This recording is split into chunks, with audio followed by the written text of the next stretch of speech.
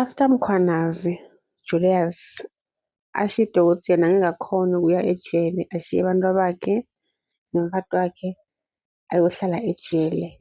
Kwavele kwenteka sigameko. Witness D was shot dead in front of his wife and kids. Witness D ngubani? Witness D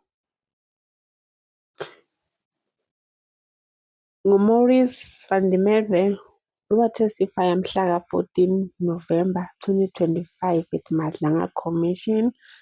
Wachaza that Julius Mkhwanazi wamnika instruction ukuthi ayokulahla umtimba womuntu lososhonile emfuleni, and the day atestifya bekavakala ukuthi uthukile cause thina noma ngabe i-face yakhe singakayiboni, mara bekavakala ukuthi uthukile, and loyo muntu labekamnike lawo ma-order uvele wathi ukuthi ngubani, cause nema-instruction abehle ukuthi Julius Mkhwanazi, please don't reveal igama lika-Witness D. Wavele yena walikhuluma cause yena angithi uyatatazela, kanti lokhu tatazela kwakhe kunokwenteka bekunebuhwicihwici phakathi.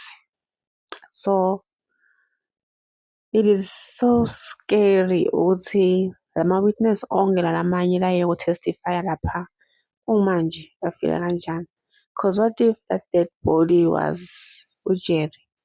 Jerry lona lowanyamalala wangatholakali. And painter siphi isithombe, kusho ukuthi onke lama-witness awaka-protect cause kwathiwa hayi all the witnesses are protected, but what's this? Ulahlekelwe impilo yakhe, babantwana bakhe, umyeni, umfati wakhe, because of uyokutestifya lapha.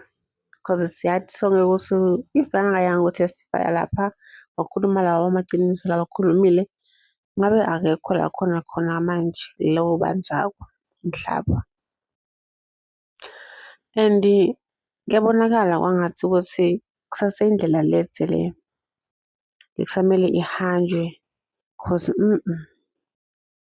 i-protection bekumele ngabe banikiwe. Asazi ukuthi yona beyonikwa kanjani, but bekumele ngabe ba-protect-iwe cause kuningi nalokwenteka la. It's like i-South Africa as a whole konke nje lokuhlanganisa ne-Commission Madlanga imfelile loya guy cause nyalo abantu bakhe nje sebasele banganababe because loya babe ukhethe kutofakaza. And Witness D washo wathi ngimane ngiyafakaza la, but yabo nje bekumele ngabe benze something man. Nema-voice abona abafakazi abakajintshwa kude nje lokhu ufithiwe.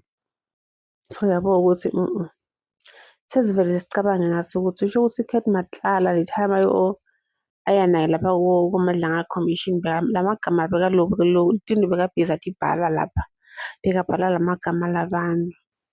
Kwaze kwaba buhlungu, kwaze kwaba ngaleyo ndlela. Lesithembe ukuthi justice will be served for uMaurice cause uGuy lo kwendeke kuye akuzange kube fair. Akuzange kube fair cause ngiyalo asathi ukuthi lama-witness ona sekuyoba kanjani ngawo.